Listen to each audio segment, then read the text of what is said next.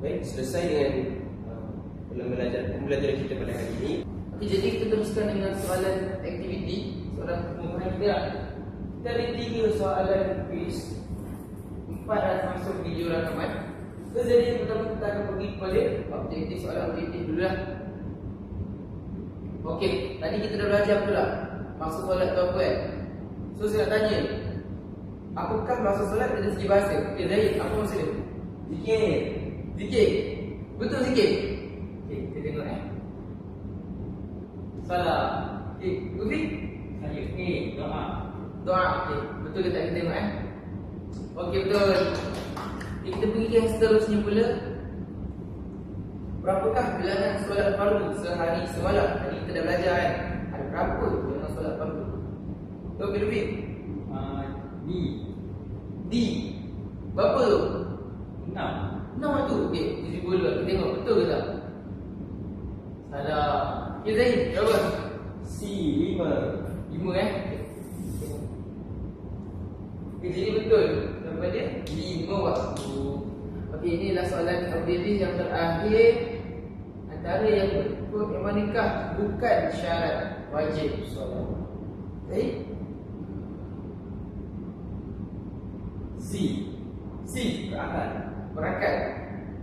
Betul kan? Dan cuba ni. Betul Okey. Okey. Berapa rasa? Apa yang betul? Salah tu. D. Berwudu. Betul. Okey, jawapan dia ialah berwudu. Sebab kat sini dia minta bukan syarat.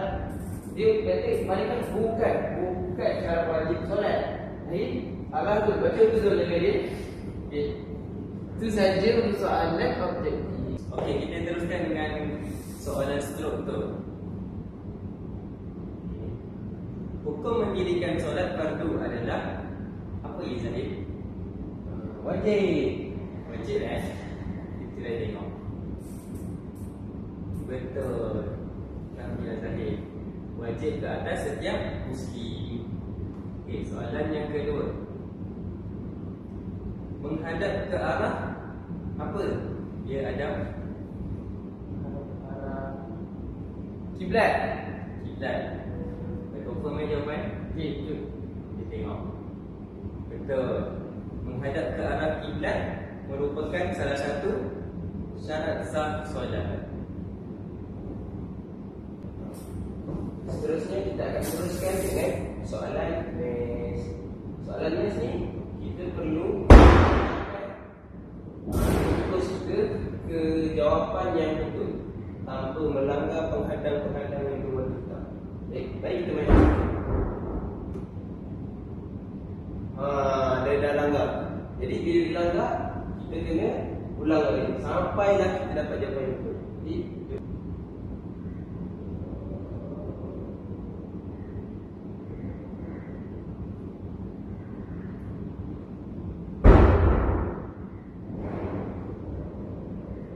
Jadi jawapannya betul.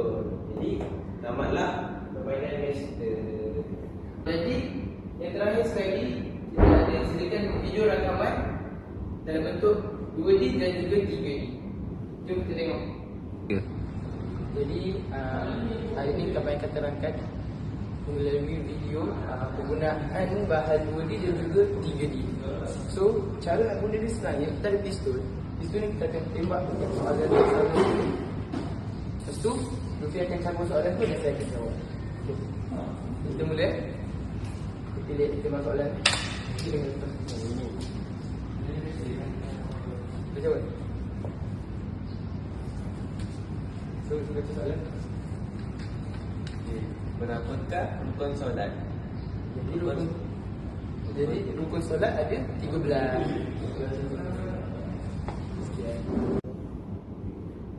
Okey, itu saja. Kalau dah tengok tadi video rakaman untuk 2D dan 3D. So itu saja daripada kami. Ini adalah value kami.